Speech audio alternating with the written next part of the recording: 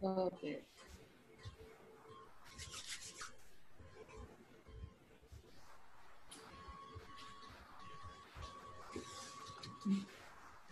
Okay. You need to like not talk. It's good to see you too. We should not talk when I'm, oh God. It's a bit of a weird thing where someone tells you your pre-talk banter is word and then she keeps typing like a surveilling machine. No, we start at 3:45, so 1 minute to go. Yes.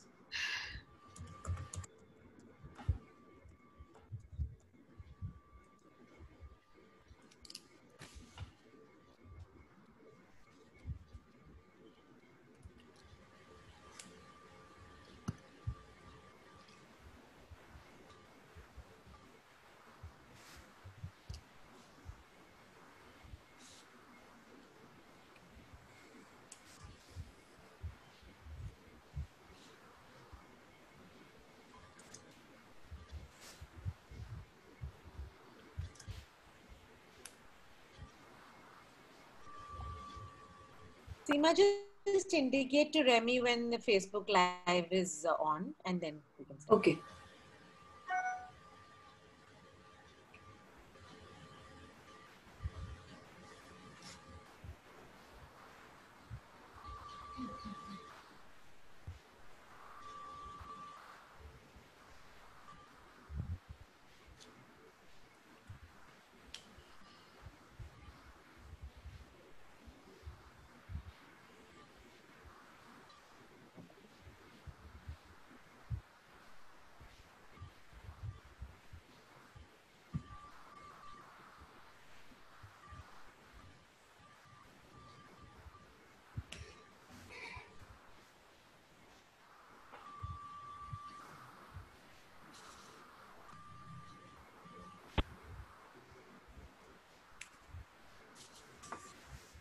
Well, 31 participants. Sima, you let me know when we can begin. Huh? Yes.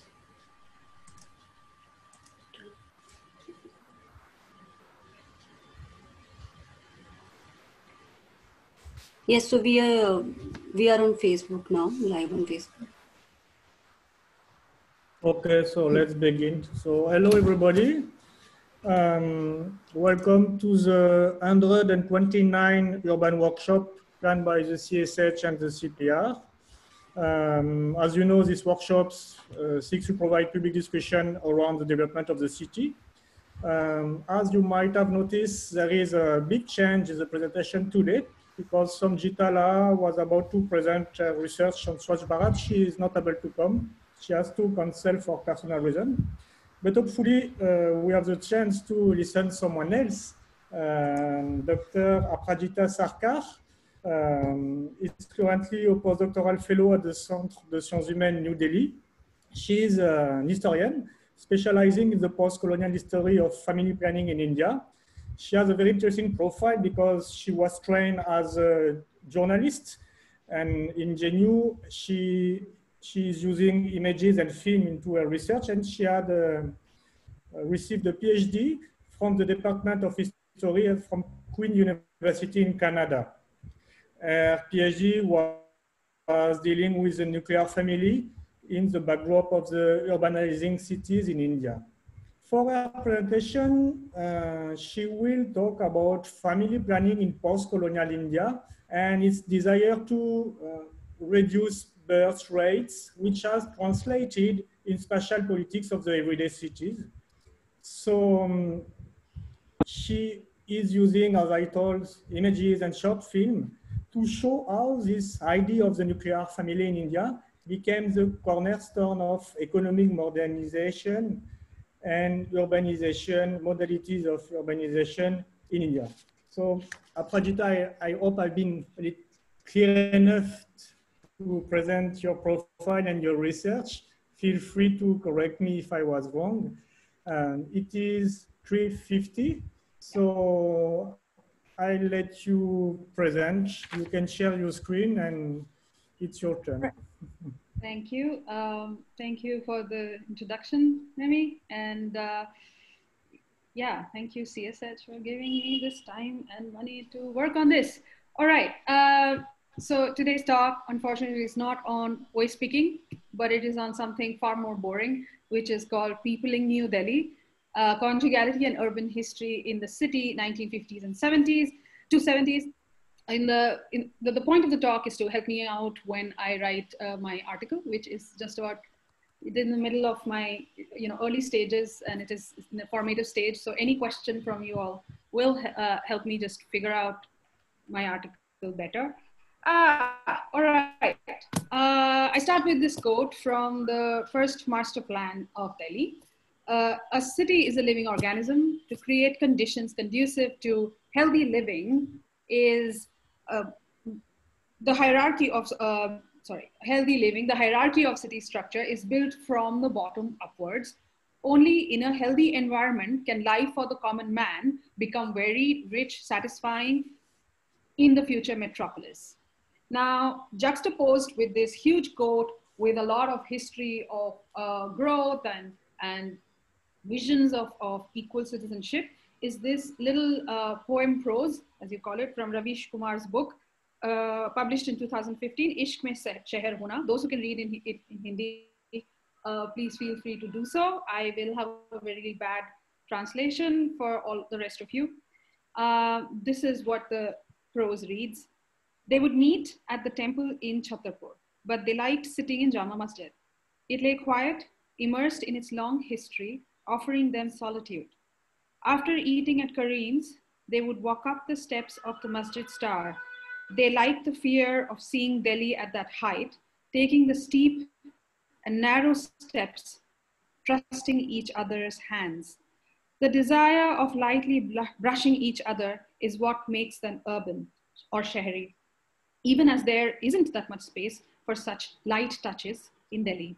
Perhaps the construction of Delhi as a stuffy capital, overwritten by the government's physical presence and power, made it a place which was impossible for freewheeling creative existence. The irony of the 50 years that separate the two quoted texts, the first quote from the master plan and this poem prose, is that young couples in Delhi creatively interpreted modern conjugal life despite the state's overbearing imprints on the city. The 1970s saw a split between the state's notion of modernity and the way people made meaning out of their lives. Common to this interpretive division is a difference of aspiration between the visions of the state and the two individuals who are thinking, living, and making critical decisions about this future. There are many entry points to understanding this couple through the films they watched, the food they ate, the technologies they used, and to their political opinions. In this presentation, I try to trace their lives through their built environment and possibly through some of the films that they watched. Such motives circulated around them in the form of campaigns, advocacy films, commercial cinema. As I go about my search, I foreground how conjugality is central to the creation of a specific kind of post-colonial way of being. Situating this question of love, sex, and dhoka is Delhi. Scholars have extensively studied the segregated foundations of the late colonial urbanization and colonial state space in Delhi. By the end of the 19th century, the city of segregated living gave way to a city of varying moralities. Ishita Pandey explicitly states, as regards a sanitary project in another colonial city, Calcutta, that the principle of segregation, or the black town versus the white town, the British town versus the Indian town, that project sort of died and was replaced by a city where you could place people in a built environment according to the moral code, the so-called moral code that they followed. Rather than segregation surveilling the other city with filthy population became the imperative, the problem of sanitation was reformulated into a social and moral being, an improvement project that the subject citizen takes upon oneself. However, there is ample evidence that the principle of segregated colonial city lived on through its governance structures in state documents. Such a multiverse approach meant officials could use extra legal or illegal measures in certain parts of the city for the larger good of the whole population. Now, what you see here is an advertisement for IUDs. and the Loop, as it was called in the 60s. Many of your mothers might know it. So the Loop was advertised, directed, and directed at women of the lower middle class. Now, they were supposed to go into the nearest family welfare planning clinic, family planning clinic, and get themselves inserted. But the entire question of their modernity and their social transcendence came down to whether they accepted the Loop or not.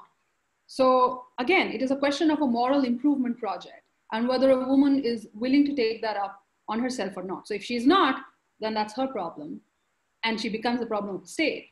But if she is willing to accept it, then she becomes the more approved subject citizen of the state. Late colonial Delhi's urban growth thinly replicated, but also differed from other cities in the way it developed on segregated spaces. In broad terms, the topography was of three kinds. One that existed in ring-like structures. So the old city, the new capital, and the villages that surround these urban cities. All three topographies entail three specific forms of liberal governmentalities. Jyoti Hosagar has shown how specific land use projects of the Delhi Improvement Trust created a spatial distance between the chaotic and disease-ridden old Delhi and the safe, efficient, rational, and functional living and housing of New Delhi. Most of the state-sponsored housing projects initiated between 1935 and 41 were at the interstices of the old walled city and the imperial capital. The very act of creating improvement trusts, infrastructural and housing projects entailed mobilizing public opinion for welfare under colonial economies. We're still talking 1940s right now. Stephen Legg noted how the colonial Delhi Improvement Trust failed to adopt even a facade of a welfarist city around the walled city area. Avadendra Sharan traces how nuisance, pollution, and congestion in the way they were used to order the city became imperatives for pushing industrial labor towards the city, towards the river, while agrarian businesses were relocated in spaces in the outer ring of the city. These state actions produced different moral economies of governance. The administrative tenor for Old Delhi, or erstwhile Shah Jahanabad, was consistent deep suspicion. This suspicion could legitimize the use of coercion whenever needed, or it could also be used to contain the cultural spillage into the newer parts of the city. Here, what you see in front of you is an advertisement from 1962, where you see the hospitals listed for free sterilization facility. Now, this is 1962, not 75. So you don't have mobile vans across Shah Jahanabad yet, but what you do have are the closest hospitals being listed for free sterilization. So we are trying to, as historians, it is our jobs to figure out the lines within the lines, or whatever that phrase is. But what I'm trying to hint at is the fact that all these hospitals are proximate or close to men living in the old Delhi area. And why is that? We also see in the little lines under the listed hospitals how there's a cash benefit for all the recipients of sterilization, 15 rupees for males and 25 for females. So that also undoes a little bit of our existing scholarship, which seems to stress on sterilization for men during the emergency. What we are missing out in the stress is the fact that the city governance was also encouraging women towards more and more permanent forms of contraception. Okay. Meanwhile, the village belt surrounding newer parts of the city acquired a very interesting status of becoming a site of social experiments. It is not surprising that the first Rockefeller-funded primary health center came up in Najafgarh, if you can see my cursor here, or the Najafgarh development block as it was called. Since the 1930s, there's been a precedence of village councils working with exceptional funds allocated to the health centers through transnational medical endowments. In 1954, the Ford Foundation followed Rockefeller and established more training centers in the same area, Najafgarh, for doctors, nurses, and social workers. In fact, peri-urban localities in Delhi steadily guided the National Family Planning and Population Program, but that's a separate paper. What you should keep in mind, though, are that these spaces are never stagnant villages as sociology of the time from the 50s and 60s would make us believe. There was constantly some kind of interpretation or modernization going on, while we think of peri-urban areas as just agrarian sites.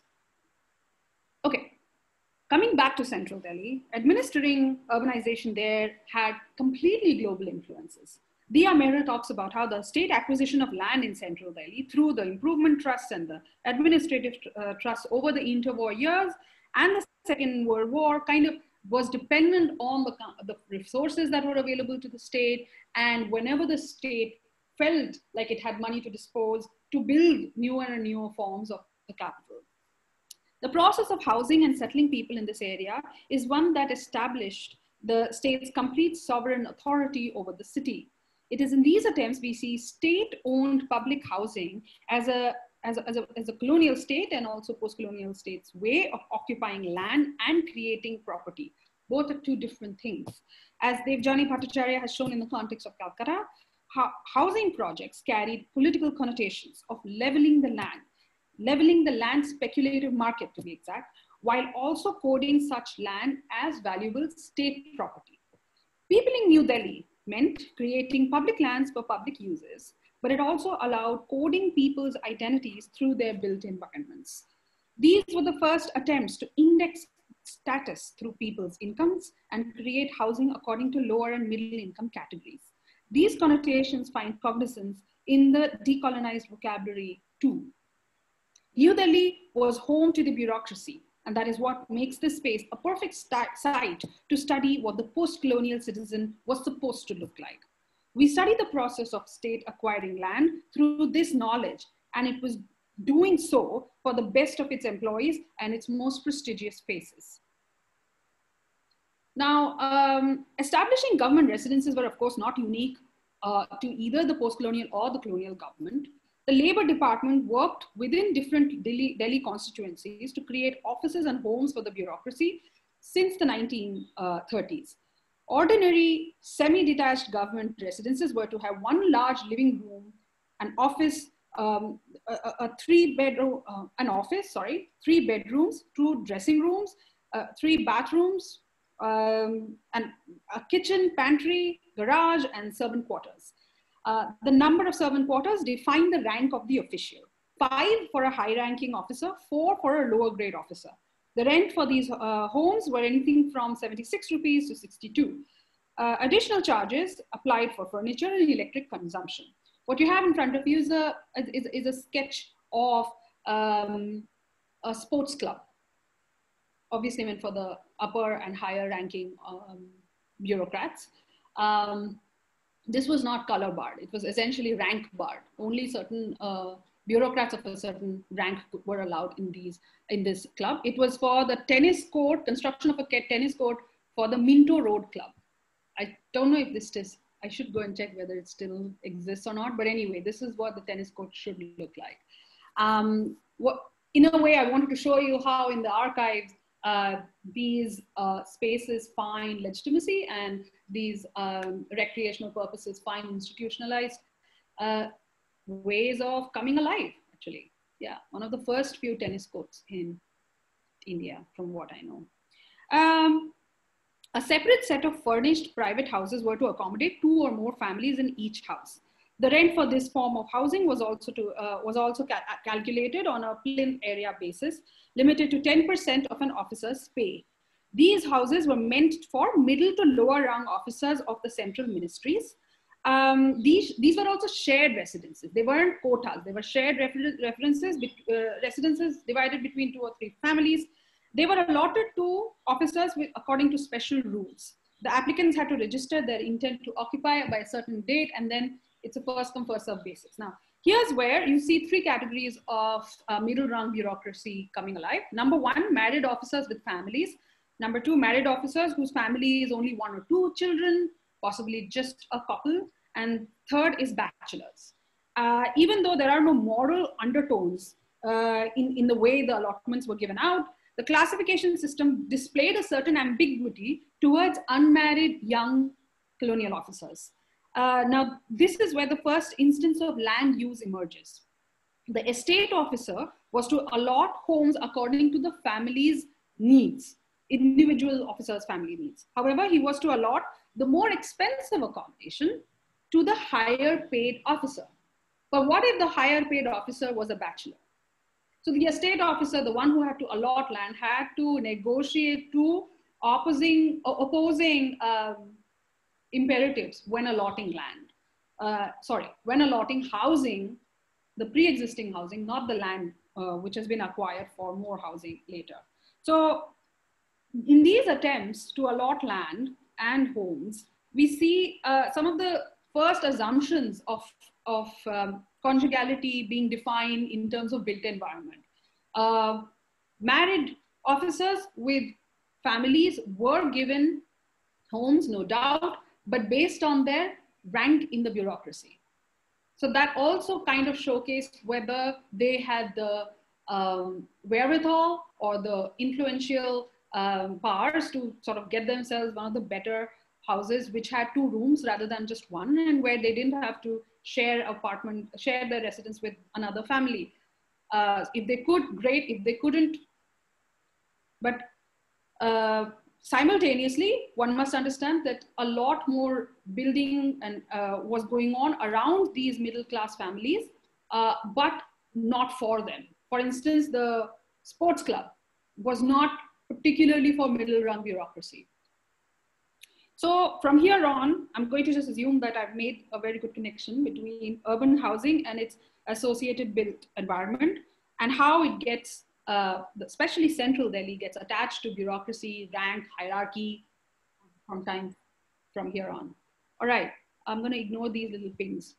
Another way that bureaucratic hierarchies sort of outlined or used municipal outlines to reclassify homes was through clerical staff.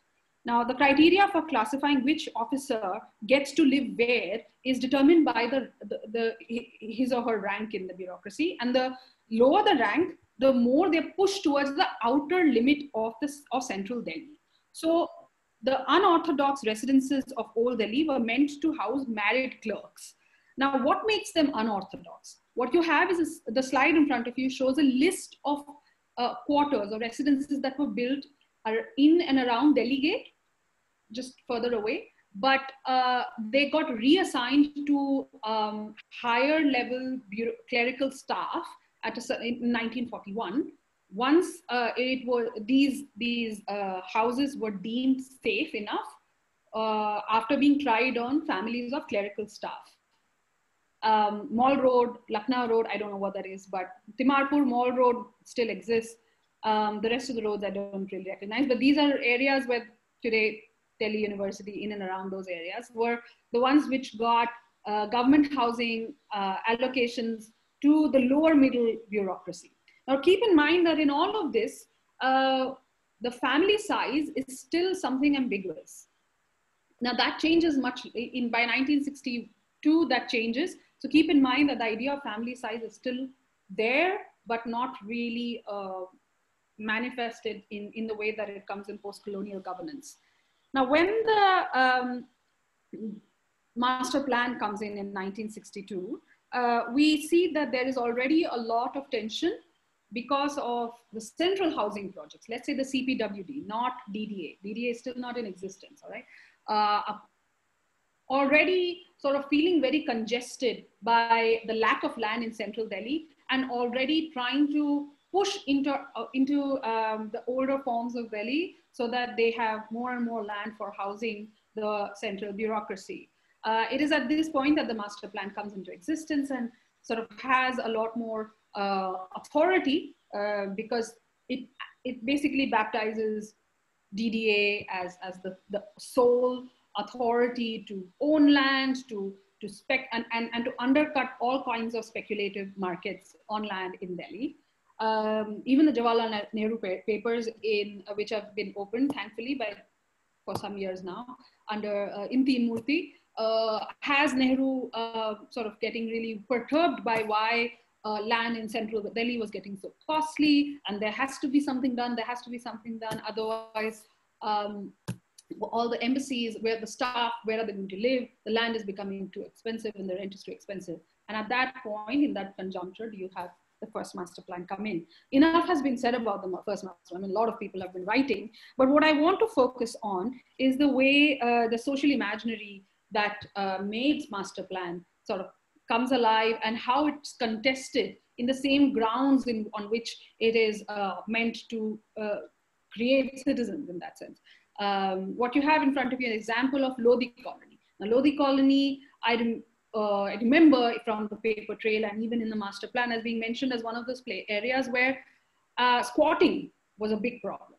Political situations like the partition made sure that a lot of families were literally just sitting on the ground, on the roads, claiming space so that they actually got decent housing somewhere in Delhi.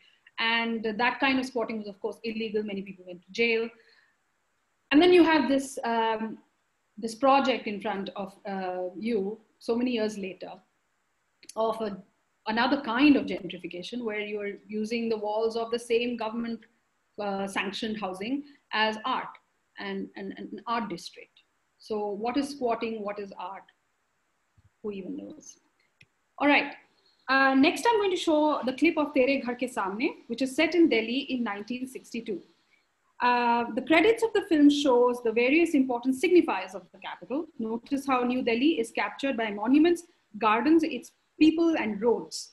The film begins with an auction where two rich traders bid for the same piece of land. The auction turns ugly as one merchant outbids the other. Out of spite, the one who did not get the land buys the plot facing the one that was sold to the other merchant.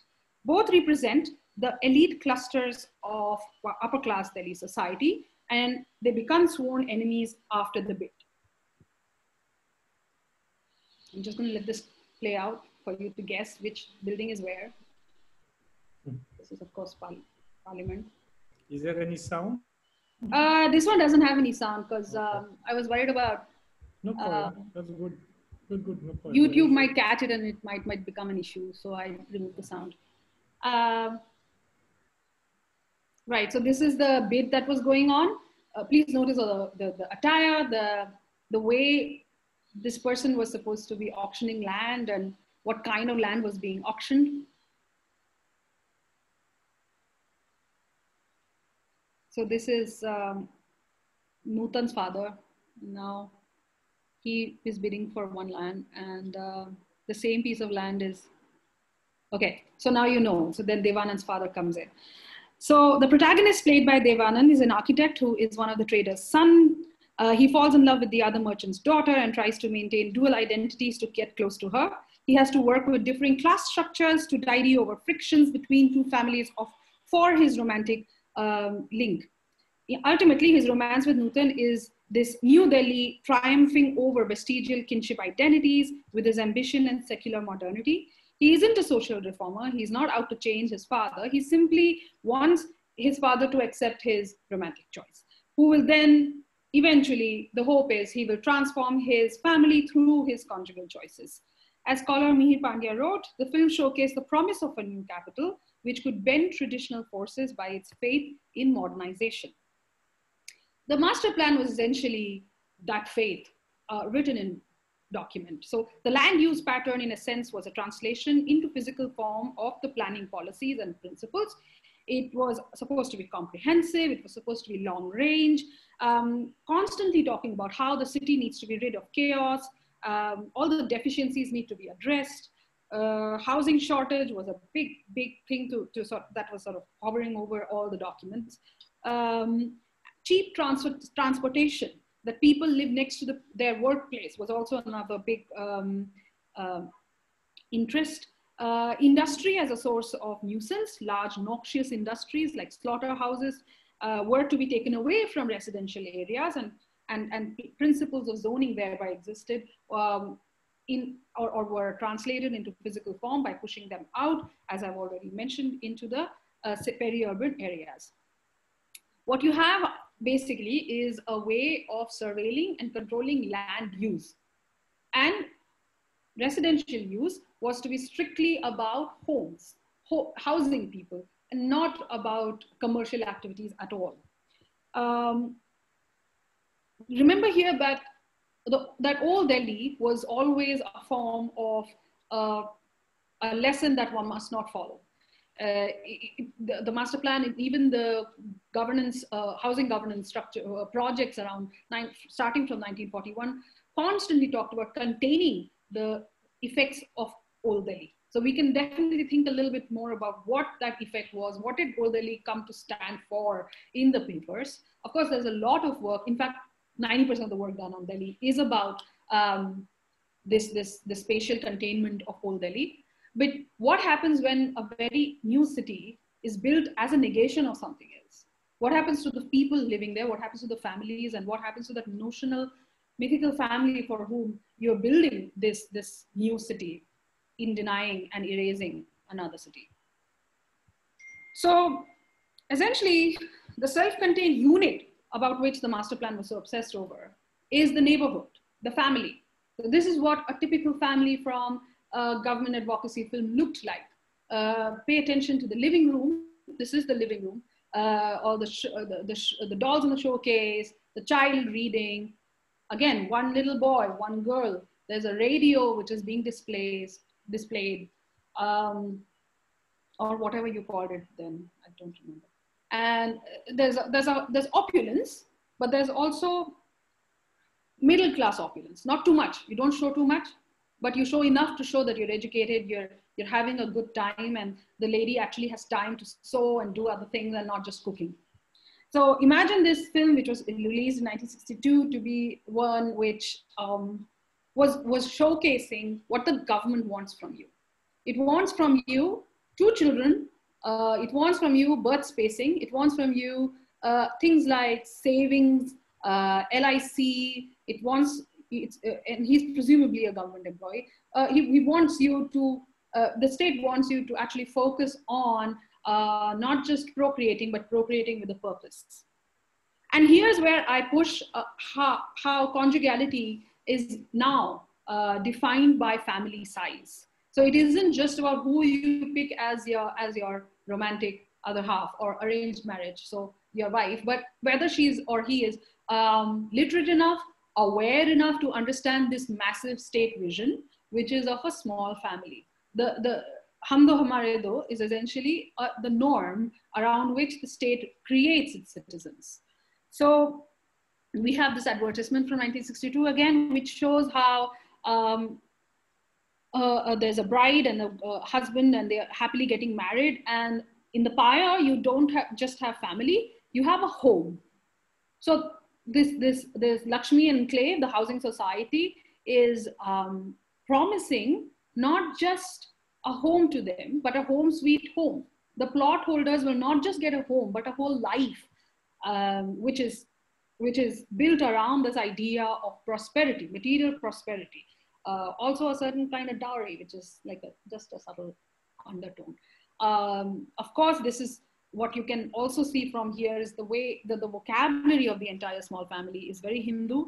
It's very upper caste Hindu, and class not as well defined. And here's where I also want you to, I urge you to read Nikhil Rao's book, but that's on suburbanization in Bombay, and how housing societies were sort of integral to building upper caste, lower class conjugal formations and households.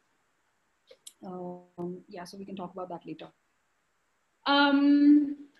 All of this is great, but most of my presentations, I often get questions about how did people actually live in these lands and in these houses. So till now, I was just not in a position to talk about them, but now I can talk about the oral interviews I did to understand how government employees actually lived in the houses that were given to them. Remember, I talked about how the lower rung bureaucracy was given the outer rings of housing. So here's where I see faces. So here's Mahadevi ji, who was working in the government, CPWD, and would travel to central Delhi, where she was a clerk, from, I'm forgetting the name, the place near Dwarka. What is it? Anyway, the place near Dwarka. So she was allotted the house in 1980s, and she lived there, and she had children there, and she basically, for the entire time that she was working in the government, which is central Delhi, she would take buses or sometimes walk from her place near Dwarka till central Delhi. So obviously in her interview, she talked a lot about how she would sometimes walk through the forest-like scenario, and then slowly more and more people started coming and living with her in the same housing society, or roads were built, buses, and then eventually the metro. For her, the metro was still a very, very unreal experience, and she never really liked it. For her, busing to central Delhi was the way she understood her main life and her relationship to the workplace.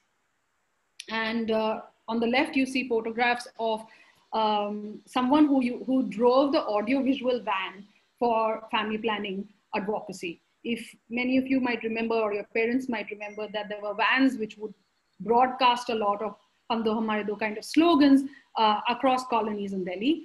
He was one of the many drivers who would carry a projector, who would have a sort of projection apparatus in his van.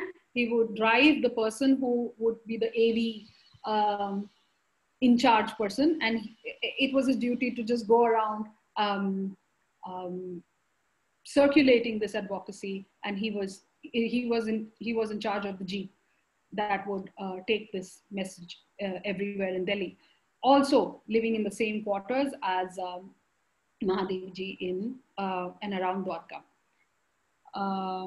Mahavir Enclave, yes, that's what I mean, Mahavir Enclave. That's where you find the class 4 clerical staff being housed at the beginning of 1980s. So for the 1980s, the outer limits was Mahavir Enclave. For 1960s, the outer ring must have been somewhere around Old Delhi. So the shifts of what you call outer to the outer ring of central Delhi is contingent upon the kind of housing and kind of urbanization and the kind of transport that is available within central Delhi.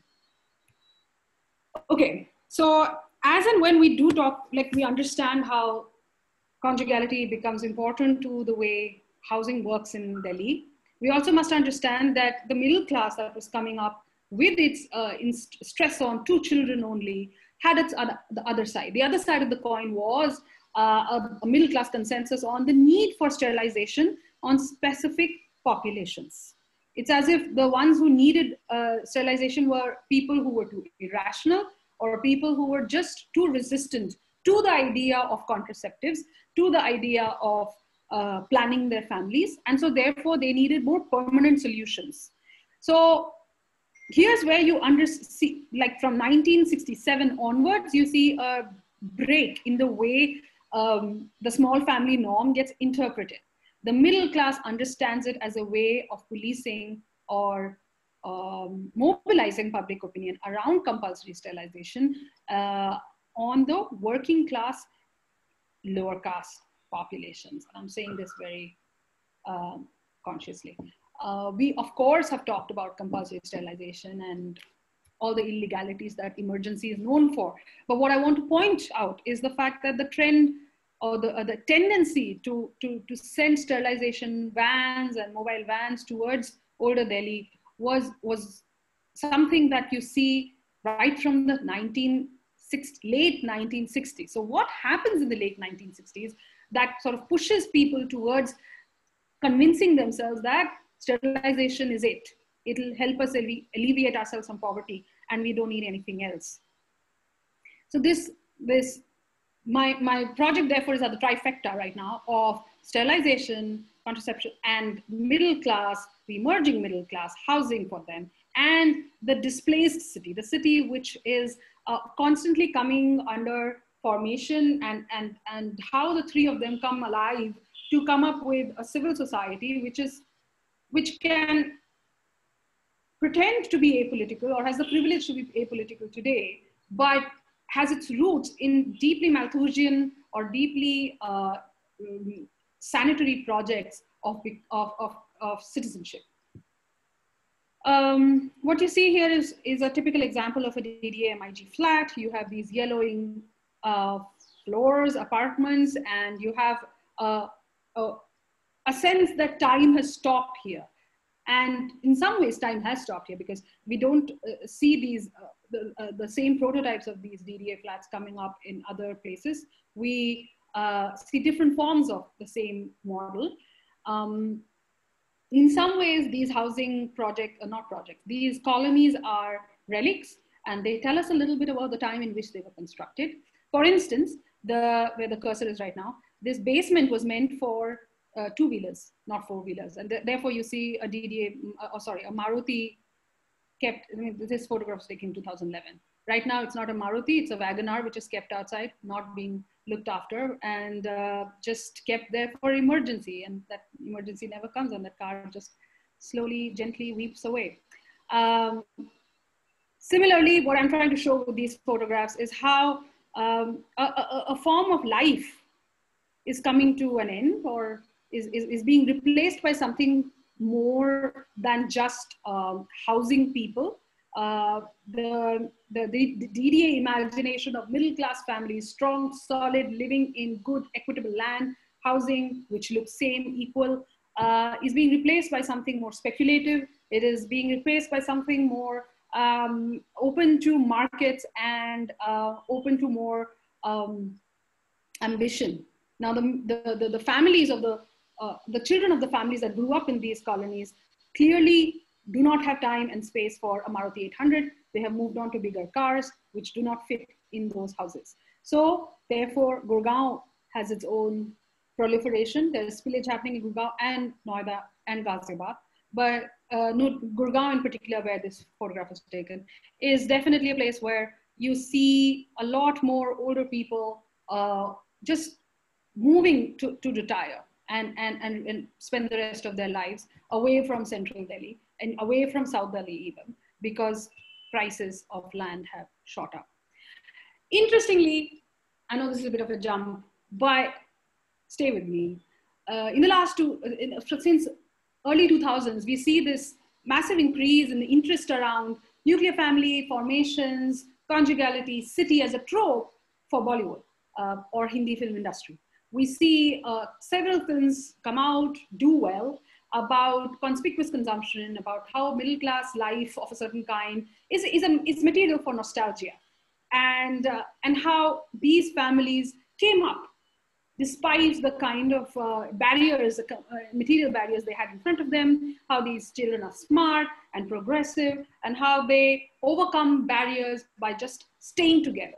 This family, close-knit family, always stays together and transcends every problem that life throws at them. Recently, of course, the last film, the last set of, I won't talk about Patal Lok simply because it was one of the recent most web series that sort of talked about land acquisition, not directly, no, but it was interesting to see the way the central character talked about life in East Delhi and the way he explained Delhi for his junior police officer. He says that Delhi was a set of rings, and those rings, and like central Delhi was heaven, South Delhi was the in-between space, and Patal Lok was East Delhi. And so, therefore, the name of the web series is Patal Lok, hell, because East Delhi or area across this river is hell. So what makes it hell? What makes it an area where no one knows what's happening and governance is just not seen, and where the limits, you see the limits of middle class civil politics, sort of civil society politics, so sort of coming to a sort of a sudden stop around this conception of health is something that we can talk about a little bit more eventually. I want to end with this one song, not because I like it too much, but because think about the built spaces in which this song is taking place. And essentially, I want to say that couples in the city, young couples in the city, are the ones who are still transgressing spaces not built for them, but built for their parents, actually. I will stop talking and you can just listen to this song and watch it. Thank you. Thank you. Oh, wait, sorry. Ooh. Well, you can watch it on YouTube. Sorry. Remy, I'm done. I'm going to stop there. Thank you very much, Aparajita, for this very interesting presentation. So to the audience, if you have any query, any questions, that's the moment. You have two options. You can raise your hand if you want to ask your question directly to Aparajita, or you can use the Q&A box. But because we're 30 participants, I think it's possible to raise your hand and give you the possibility to talk orally. We have one first question to Milind Sen, Aparajita, which is, what kind of relationship between migrant workers and city at that time? What is your opinion? So it's about the relationship between the migrant workers and the city at that time, and if it has changed within that times until now. Okay. So for me, the time period that I work on is 50s to 70s. And I would consider the government employees who moved to Delhi to work for the central government to be migrants too. There was the difference between the migrants that you see post-liberalization and the government sanctioned migration is the fact that they actually had housing, they had equitable health, education, sort of just waiting for them.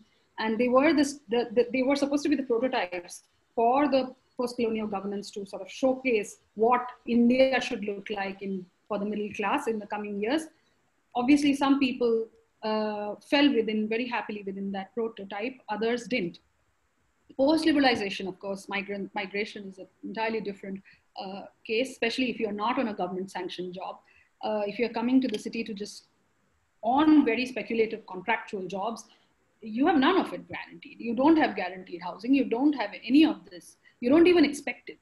So as someone who's studying the other end of the spectrum, I ask myself, okay, why is it that the state assumed that and took care of its government employees in the 50s and 60s, and then by the 80s, 90s, that entire concept just vanishes? Is it because, as we say, the state retreated? Or is it that migration came to be associated with only certain kind of jobs? Government employees then didn't seem to be seen as migrants, and why not? Okay, thank you very much. There is Sushmita, Debamita Goa, and Marie-Hélène Zera who have some questions to ask you. So I will allow to talk Sushmita first of all. Yes, Sushmita, can you? Yeah. Okay, can you ask your question? My video won't work, so I hope I'm audible. Yeah. Yes, you are. Okay, thanks so much, Aparajita. This was quite an interesting talk. I really enjoyed listening to you. I had a question regarding whether you did find any architectural plans or DDA plans of layouts where they spoke about servants' quarters. So what I'm interested in is how were these front lanes and service lanes were being chalked out on the DDA plans itself. So do you find anything of that kind which talks about, say, how, say, in fact, even say place like Connaught Place would have a front face and a narrow back lane, which is full of these small shops, etc., etc. I did. So DDA itself is a bit of a black hole. So Delhi State Archives has far better archival stores on CPWD, PWD, and basically the 1930s onwards to 1960s. So layout, I don't know if this makes sense because I still have to figure it out in terms of literature review. Connaught Place, for instance, was meant to be that way. It was supposed to encourage mixed uses, but within a certain limit. So the front half was for the official face of the institution / place of governance or shopping commercial activity. The back was for your lower level clerical staff. And there was obviously a lot of tension of like, yeah, but do you want them in the same in the same building? Do we not want them in the same building? Having said that, mixed uses wasn't as much of, it wasn't such a big problem as it was in the zoning principles of the plan. So even within Lodi Colony today, you will see little spaces, structured spaces where a person is selling like milk and eggs, or I don't know, cigarettes, something. So in that sense, there was a certain recognition of all layers of bureaucracy. We still keep in mind that my paper trail is only about official bureaucratic housing. So within that official bureaucratic housing and layout, the top order definitely had its tennis courts, but the lowest clerical staff also had its presence. Like, so when when complained that I have no place to go and buy my gutka or milk, there was a paper trail saying, well, let them have that one little shop there, otherwise how are they going to have that food? So yes, mixed uses within that one particular institution / governance, building of governance. I don't know if that makes sense, but we can talk further. Okay, thank you. Thank you. As to unmute. Marie Lanzera has a question. I'm trying to unmute her. Yeah, you can ask your question directly to Aparajita. Thanks, Remy. I hope you can hear me, Aparajita. Yes. Yeah. Yeah, I have a few questions. Some of them are really detailed, but the main one is really about, I have to say I have not understood at all what is your definition of conjugality. So I don't know if it's because in French, I don't think it equates at all with family or neighborhood. Okay. It seemed to me that you do equate conjugality with the notion of family, which and family of middle class that I understood. So I'm a bit confused. Is what you're tracing is the vision of what is a family, or what is or the vision of what is a marital relationship? So that's very confusing to me. And the second thing that, so that's a large question. I really want to know what you understand by conjugality and what you're trying to tell us by using this idea, because this is different from family as far as I understand it. Right.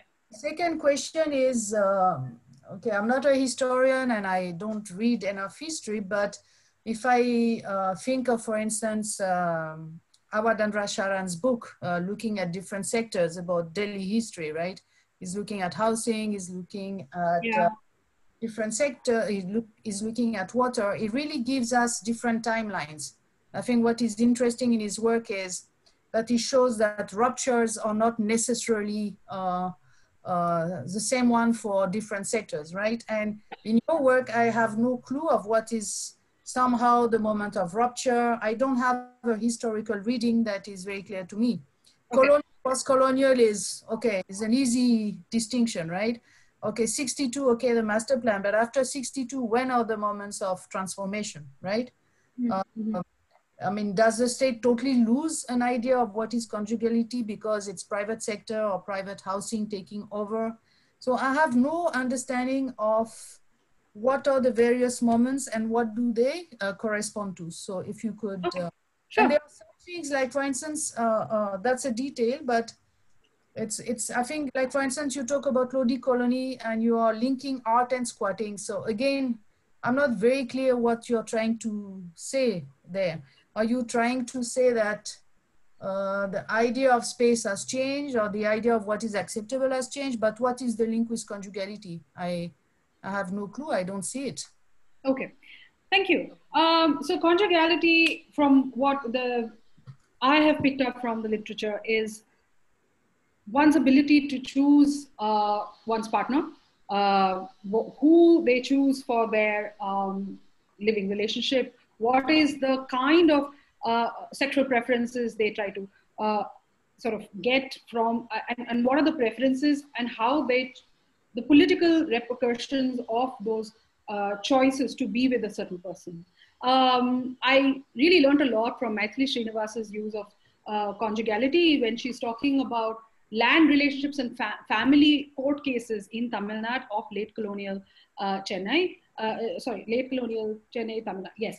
And where children of concubines, or what you call concubines, again, that's a contested term, came to get land or contested for ownership of land in familial property because they were children of the patriarch.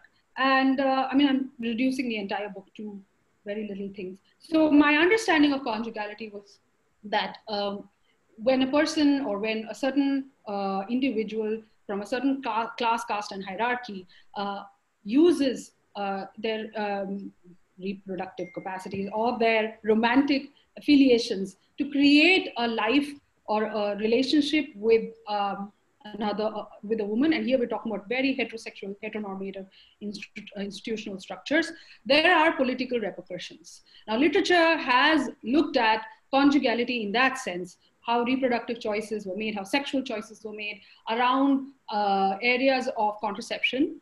A little bit of literature exists on the nuclear family or the late colonial stress on the emerging middle class and the small families that came up. I'm trying to link the two and say, here's something.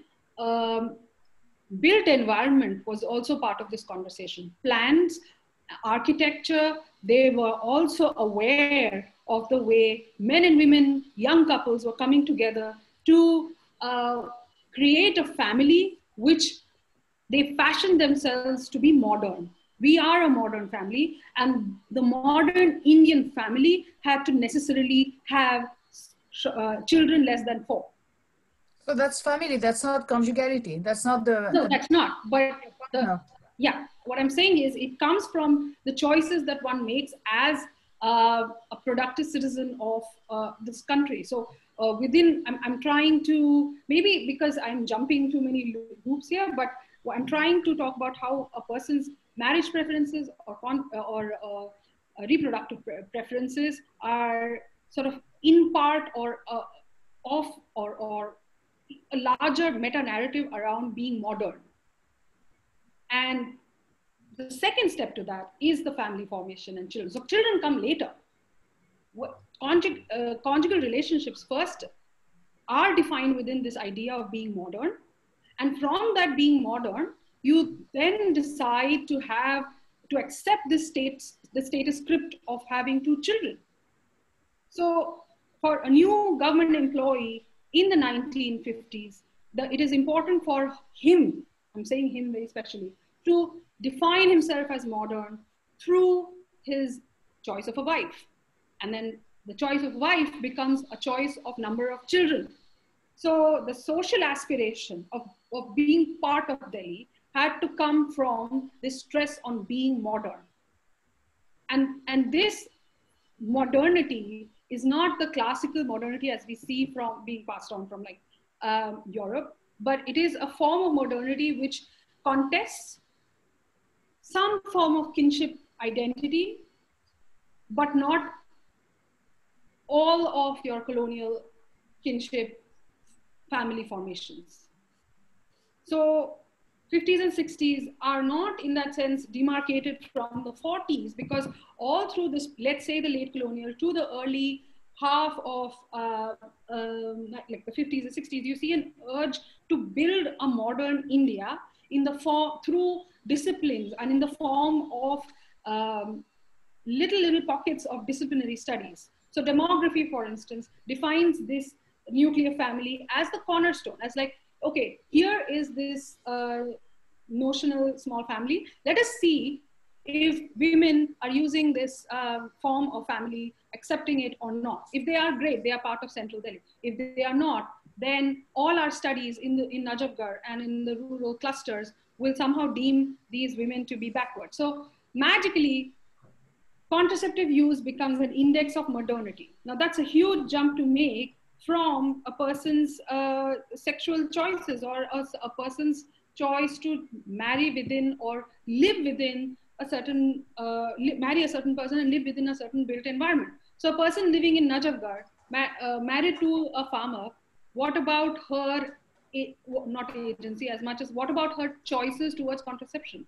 Would that be seen as urbanizing, or would it be seen as rural? So these are the messy questions that come up from the 50s onwards. And you're right, when it comes to bookending the project, the urban built project, modernizing project through urban built environment can be traced back from the 1940s, at least for Delhi. And then for me, the bookend exists, the other end of the spectrum exists at 1969, when you officially start talking about contraceptives as a form of poverty alleviation.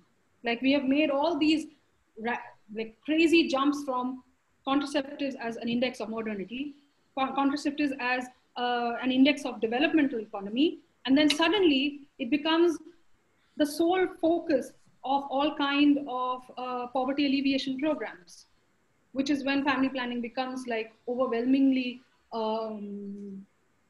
like a factor which is more than, which gets more money and more political attention than health, public health, vaccination, all of that. So that's from the health governance point of view. So that, yeah, this is my project. This is how I'm defining conjugality. This is how I'm showing how a person's sexual or marriage or reproductive choices then become part of the state's doctrine almost around a small family norm. Okay, thank you. There is two more questions.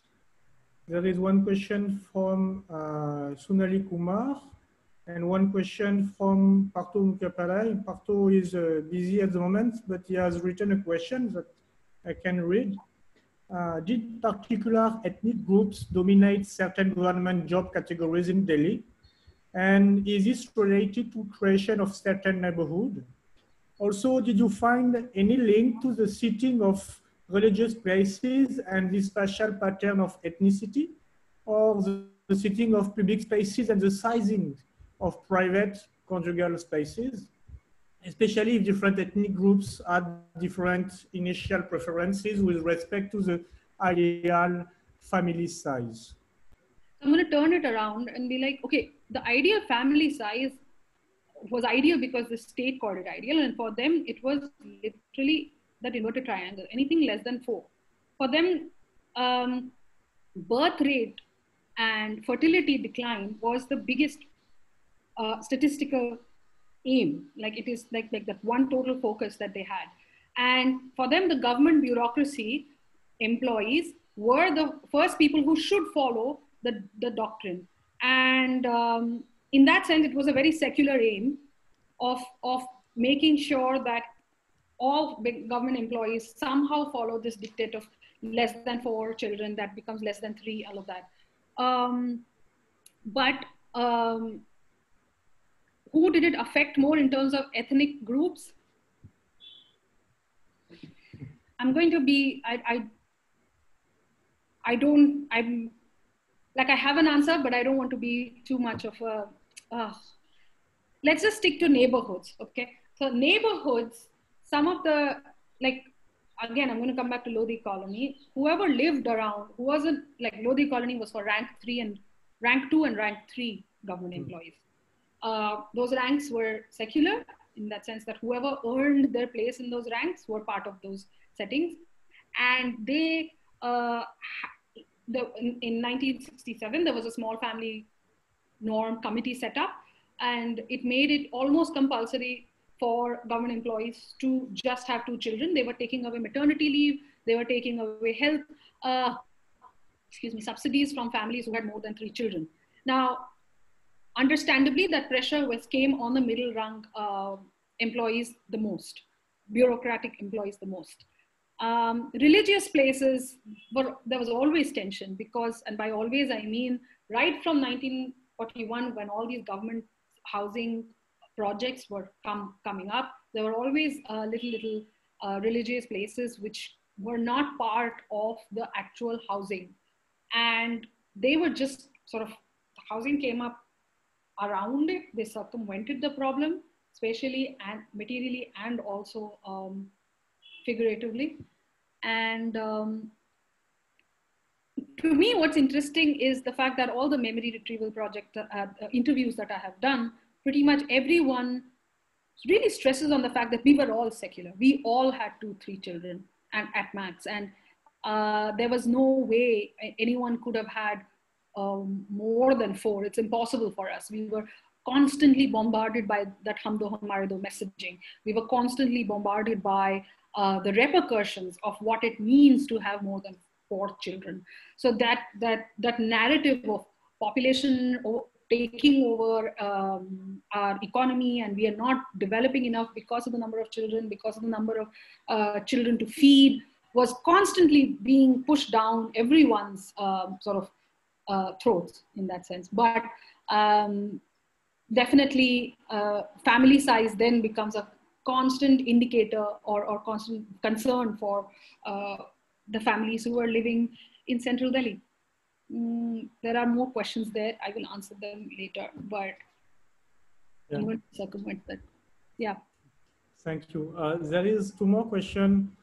One by Sahil Sasidaran and one by Sunali Kumar. Sunali Kumar, you are unmuted, so you can ask directly your question. Hi, Aparajita. So I really enjoyed that, and there were so many very fine points and connections that I could see, and they really pertain to some of the work that I do myself.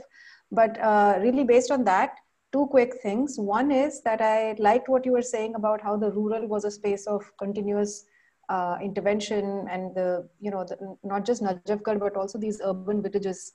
Najafgarh was actually part of the master plan, and it was meant to be thoroughly modernized, which didn't happen, as history shows. But even all these 361 odd urban villages inside were, of course, sites of intense focus, intense attention by the government in the 50s and 60s. And there was the model rural citizen that was being produced here, right? Which I think you would have also, got more material on than you were able to present. But I was actually thinking between the, so the rural question is actually connected to my second question about how does the periphery come up in the imagination of this civic project, this sanitizing, controlling gaze of the state, right? So the urban villages inside Delhi and the Patal Lok outside Delhi, the peripheries, both are different kinds of peripheries. How do they sort of figure in this imagination? A quick sort of comment on that if you can. So that's my second question actually, which I've already asked. But my other question was, could you clarify a little bit more? You moved from showing these elaborate plans for the class 1 government employee bungalows, right? In central Lutyens, Delhi, with their servant quarters and so on and so forth. And, my own, what I'm looking at in the 50s also shows, of course, which is there in your thing as well, which is that there is a massive sort of land colonization exercise, and there is an attempt to create kind of a spectacular, the 50s land acquisition was massive by any stretch. It was massive even by the standards of the 1911 establishment of the new capital, because of its ambition and because of its scale. So on the one hand, the government is creating spectacle, even in these bungalows, which continue to be really majestic in the space of Delhi, right? For valued classes of government employees. And those bungalows are obviously land swallowers. I mean, they are greedy about land, right? And on the other hand, there is this kind of constraining logic of, the model citizen with Hum Do Hamare Do, with 4 being the maximum. So I was just wondering, what is really the connection in the built environment? Because you have a grandiose expansionary project on the land side, and you have a contractionary logic on the population side, in a sense. So how was this conflict played out? Was it that class 1 employees, for instance, did not feel the pressure that there weren't any government orders that were really applicable to them, because they were expected to have very large establishments, right, with the servants, even if not like many children, but they occupied a lot of space. And was it that just the government just turned a blind eye to large families, and was it just done in that crude way, or was there something more subtle going on in terms of like, you know, was there a kind of a, you know, a kind of mismatch between the space they were allotted and the families they were meant to have in the top echelons, and in the bottom echelons you have like smaller space, smaller families? Sorry if I went on a bit long. Which is where I'm just going to say it out, like Malthusian principles are all good and great until it hits at the land ownership part of the state. So the state space, the idea of state space, state works was to occupy land, but the small family Malthusian vision was also another aspect. And when the two came together, it wasn't always an easy mix. For instance, the Small Family Norm Committee of 1967 they were gung-ho about enacting it. They wanted it to be a legislation, which you still find coming up even now once in a while, that the government employee has to have less than a certain number of children. It never passed because the committee wanted it to be applicable to every bureaucrat on earth. Like every Indian bureaucrat was supposed to, was eligible to like lose or risk losing subsidies and all of that if they had more than 4 children. So it just became a committee report lying certain somewhere. But sorry to interrupt. So there was never a punitive government order like in there was talk of China, or no, there was talk of it, but they never came to pass it because class 1 employees didn't want to have anything to do with it. They were like, but why should it be applicable to us? We are already educated enough. We understand population control. It's not for us, it's for them. And well, no, it should be for everyone because we are deeply Malthusian and we believe that everyone should come under it. That didn't pass. They were like, no, okay, fine, great, you were great, but not really. And 1967 to 69. So that's why those years are very important for me, because I feel like that is where you see the overturn happen of, I mean, way before Sanjay Gandhi started all his BS. It was this idea that, only poor people of certain religions, certain caste, and they are the ones to be targeted.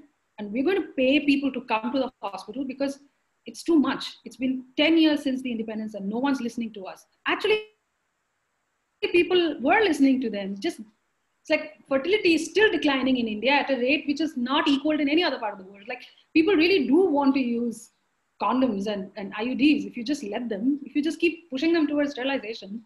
Everyone's scared. And that's exactly what happened. What else did you ask about? The bungalows? Oh yeah, bungalows were totally just occupying. It was all about prestige. And I'm really trying to figure out whether it was like uniquely Delhi or other bungalows in other parts of the country were also being used as some sort of a power expansive project, which has less to do with families and housing families and more to do with just showcasing governmental power. Exactly. And, yeah. No, the other question was about the peripheries, but we can talk about that later. Yeah. Oh, yeah. Peripheries. Yes. What I'm going to say is this is not about the peri-urban areas. This is not about Najagar clusters. It is about central Delhi and its proximity to older Delhi. Now, old Delhi, we all understand right now what the political connotations of old Delhi were. And there was always this fear of cultural spillage that decay would come over to our side. So central Delhi had two contradictory impulses going on. It had to extend more land to ostensibly house more people, but it also had to contain itself from old Delhi. So these are two contradictory things now. And the way they explained it was that, we can't have housing past Delhi gate. Kyun malaria ho jayega? Like legit, that was one of the biggest things. One the chief commissioner said was, no, we can have play fields there. We can set up like golf courses, but we can't have people living there because malaria is a very big thing. So environmental, public health reasons came in to distance middle class or bureaucratic families from central Delhi, spilling over to Shah Jahanabad and the Red Fort area. The Red Fort area had to be dehoused. It had to be empty, and it continues to remain empty for very, very political reasons. Lots of people have worked on it. Go read their work. Okay. And yes, now that kind of peripherization works very differently from the kind that you see around Najafgarh and all the areas which, I mean, technically Dwarka was also part of that territory. That periphery is not ascribed by religion. That periphery is ascribed by just one binary, urban-rural. And which is why urban demographers were so keen to build that model citizen from, like what you just mentioned. It was because they felt like just by the sheer proximity with Central Delhi, with South Delhi, they can somehow become modern themselves. Now, the irony is that a Munirka sits there over prime land, but people still have hookahs and people still have like honor killings going on there. So honor killings were khair to urban liye.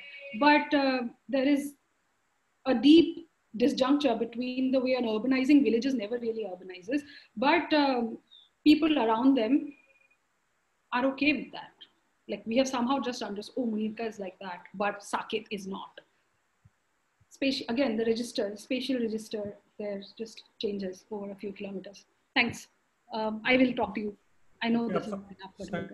Thank you, Apajita. There is one more question, which will be asked by Sahil Sasidaran. Sahil, maybe you can ask your question orally.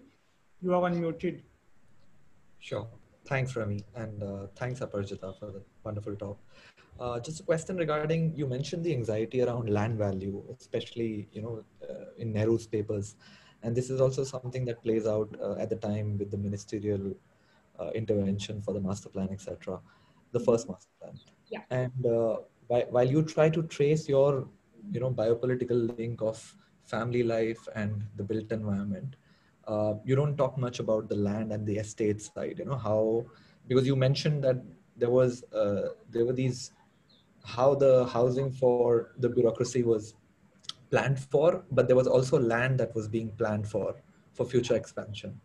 So did you have anything to say on that side, which probably relates to what the argument that you're trying to make? Thanks. It's because my attention was on how the speculative aspect of this land grab, you can call it, state ownership of land, you can call it, was working out for the middle classes. Like by saying that this particular piece of land is for middle income, lower income, bureaucratic families, you're doing something. You're saying that this particular patch of land is more for people and away from market prices. Now, try to rent any of these apartments from Central Delhi now. No one can, like apart from like people with very high incomes, the housing which was purportedly for the middle class bureaucrat families they're not for middle class anymore. So that is, I think, a form of settling people and making land, converting land into houseable land.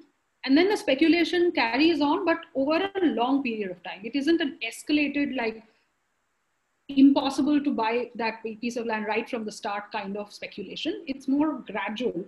And that's because the state was someone which leveled the field initially. Now, whether it is interested in leveling that field or not is a completely different question. Yeah, and I think I should pay a little bit more attention to land structures other than housing to sort of support what I'm, trying to say, but I'll keep looking. For now, this is all I got. Thanks. Sorry. Okay. So I don't think there is. Wait, Partha.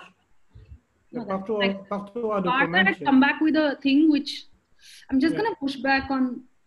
Look, it wasn't about region, okay? Like you have to see how 50s, 60s bureaucracy worked. Maybe you should see some of those small films that came out.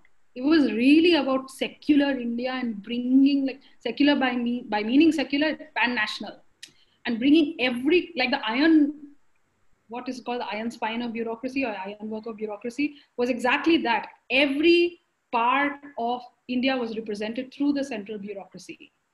So within that, you had different form of family formations happening. Within that, you had a form of built environment around which productive post-colonial citizens could be formed.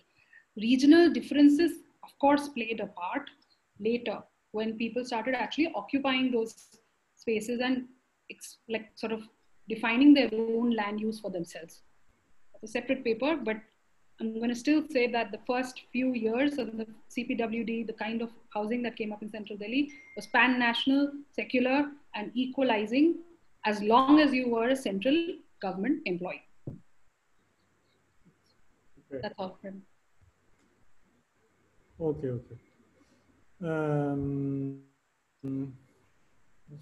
So, well, except if anybody else has a question, as it is already 5 p.m., I think we can, first of all, thank you very much. And thank you to all the attendees. And yeah, we'll be able to close the session. Thank you very much, Aprajita, for all the discussions, your reply, the informative material that you have been using. It's very interesting to be able to use, film and pictures to speak about urban issue and the nuclear family in India. So I don't see any more questions, and slowly, some people are leaving. Yes. So I think we can close it here. Okay, all right, thanks. Thank you very much, Aprajita, for this wonderful presentation. Okay, all right, see you. See you, bye-bye. Bye-bye, everybody. See you next month.